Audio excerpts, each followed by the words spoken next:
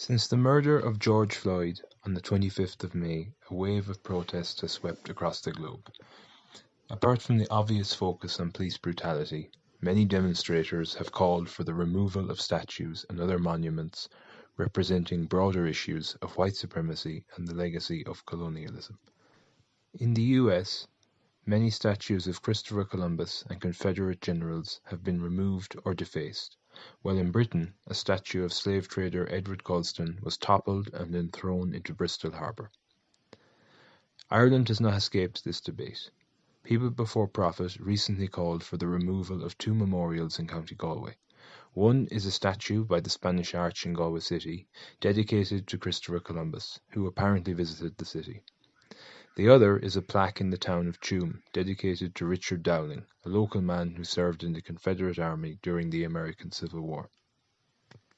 Meanwhile, north of the border in Newry, an online petition is calling for the removal of a statue of John Mitchell, a 19th-century Irish nationalist who later became a propagandist for the Confederacy, and advocated not just for the continuation of slavery but its expansion and the resumption of the Atlantic slave trade.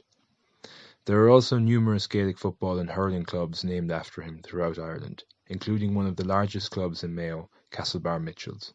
For the first time that I can recall, I'm not the only person from the county who has a problem with the name.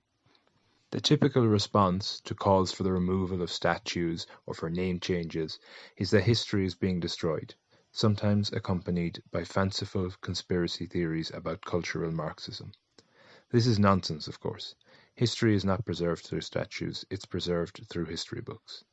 When we take down a statue or change the name of a street, we're not destroying history, we're simply choosing what we wish to celebrate.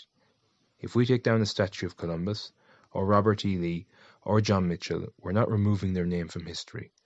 We're simply deciding that they aren't worth commemorating in that way. For anyone who's interested, 3 Arrows did a great video on this topic and I'll link to it below. However, this isn't the main point of this video. Instead, I want to point out that it's particularly daft when Irish people say this, because we've been here before and it didn't seem to make any difference to people's understanding of history. Ireland became independent from Britain in 1922 after a bloody period of guerrilla warfare. In the decades since, a lot of changes were made to show the country's new status as an independent nation. Some were very superficial. For instance, post boxes, many still bearing the names of British monarchs, were painted green. On a somewhat bigger scale, there were a lot of name changes. The main thoroughfare in Dublin was once called Sackville Street, after a former Lord Lieutenant of Ireland, but was then renamed O'Connell Street, after Daniel O'Connell, the famous nationalist leader. The ports of Kingstown and Queenstown were renamed Dunleary and Cove, and, in the Midlands, Kings County and Queens County became Offaly and Laois. In addition to this, statues and other symbols of British rule were removed. Some were gotten rid of through legal means. There was once a statue of Queen Victoria outside Leinster House, which has served as the seat of Irish government since independence. For many years, people discussed removing it, but that didn't happen until 1948, when Ireland was about to officially become a republic. It was supposed to be sold to Canada, but that deal fell through.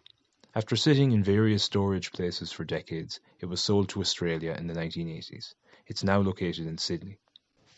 Others were removed in ways that weren't entirely legal. Galway once had a statue of Lord Dunkellin, an unpopular local landlord. In June 1922, in an incident remarkably similar to the recent events in Bristol, it was pulled down and thrown into the River Corrib. Even more spectacular was the case of Nelson's Pillar, which once stood on the aforementioned O'Connell Street. It was quite similar to Nelson's Column in London. The government found it difficult to remove for legal reasons, but in 1966 a group of Irish Republicans blew it up. In the aftermath, a song about this unauthorised demolition proved extremely popular. Up button nothing!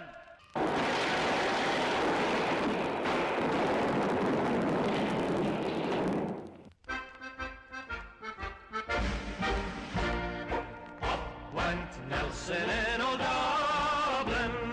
Up went Nelson in old Dublin. All along O'Connell Street the stones and marble flew, as up went Nelson and the pillar too. After another long debate, it was replaced by the Dublin Spire in 2003. So, despite what some might say, removal of offensive monuments is not some new trend that's the fault of PC, SJW snowflakes. Also, whatever you might think of the rights and wrongs of these individual cases, they didn't really destroy history. Did removing a statue of Queen Victoria mean that we forgot who she was? No, clearly not. Did changing Irish place names mean we forgot about British rule? No. The generations after Irish independence simply changed who they wished to commemorate. As it happens, most Irish people were not so keen on celebrating the British Empire. I noticed that none of the people currently so keen to protect statues of Columbus or John Mitchell ever called for the statue of Victoria to return. The sad irony is that many Irish people have no problem with removing the symbols of British kings or landlords in their own country, but don't show any sympathy to those who object to monuments to slavers and tyrants in other parts of the world. Similarly, when Cork sports fans were asked to stop waving Confederate flags at games, for many years their reaction was one of indignation and stubborn refusal. Sadly, despite all of our talk of historical oppression, many Irish people are lacking in empathy with others.